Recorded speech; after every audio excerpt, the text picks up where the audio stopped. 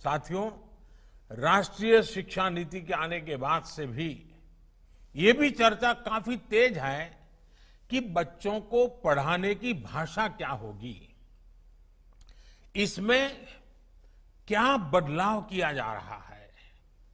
यहां हमें एक ही वैज्ञानिक बात समझने की जरूरत है कि भाषा शिक्षा का माध्यम है, भाषा ही सारी शिक्षा नहीं है।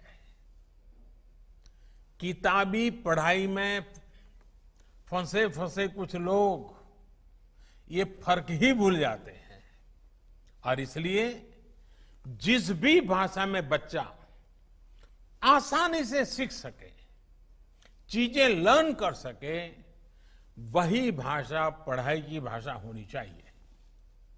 ये देखना जरूरी है कि जब बच्चे को हम पढ़ा रहे हैं तो जो हम बोल रहे हैं क्या वो समझ पा रहा है, समझ रहा तो कितनी आसानी से समझ रहा है। कहीं ऐसा तो नहीं है कि विषय से ज्यादा बच्चे की ऊर्जा भाषा को समझने में ही खप रही है। इन्हीं सब बातों को समझते हुए ज्यादातर देशों में भी आरंभिक शिक्षा मातृभाषा में ही दी जाती है। आप में से बहुत से लोग ये जानते होंगे कि 2018 में programme for international student assessment PISA की टॉप रैंकिंग वाले जितने देश थे, जैसे कि Estonia, Ireland, Finland, Japan, South Korea, Poland, इन सब देशों में प्राथमिक शिक्षा मातृभाषा में ही दी जाती है।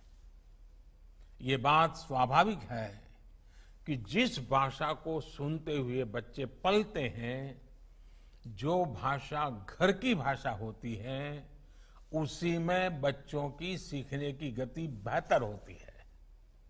वरना होता यह है कि बच्चे जब किसी दूसरी भाषा में कुछ सुनते हैं तो पहले वो मन में उसे अपनी भाषा में ट्रांसलेट करते हैं, फिर उसको समझते हैं। बाल मन में ये बड़ी उलझन पैदा करती है, बहुत स्ट्रेस देने वाली बात होती है। इसका एक और पहलू भी है। हमारे देश में खासकर ग्रामीण क्षेत्र में पढ़ाई मातृभाषा से अलग होने पर ज्यादातर पेरेंट्स बच्चों की पढ़ाई से जुड़ भी नहीं पाते। ऐसे में बच्चों के लिए पढ़ाई एक सहज प्रक्रिया नहीं रह जाती, बल्कि पढ़ाई स्कूल की एक ड्यूटी बन जाती है। पेरेंट्स और स्कूल के बीच में एक खाई हो जाती है, एक दीवार हो जाती है।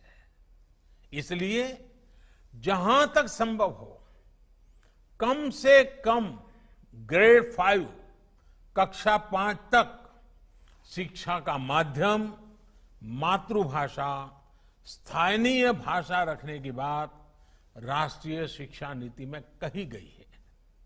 मैं देखता हूं कुछ लोग इसे लेकर भ्रम में भी रहते हैं। राष्ट्रीय शिक्षा नीति में मातृभाषा के अलावा कोई अन्य भाषा सीखने सिखाने पर कोई प्रतिबंध नहीं है, कोई रोक नहीं लगाई गई है। अंग्रेजी के साथ जो भी विदेशी भाषाएं अंतर्राष्ट्रीय पटल पर सहायक है, अगर बच्चों का मन करता है जरूर पढ़े, सीखें, किसी को इतराज नहीं है। और जितना ज्यादा सीखेगा अच्छा ही होगा। लेकिन साथ साथ सभी भारतीय भाषाओं को भी प्रमोट किया जाएगा ताकि हमारे युवा देश के अलग अलग राज्यों की भाषा, वहां की संस्कृति से परिचित हो सके, हर क्षेत्र का एक दूसरे से रिश्ता मजबूत हो।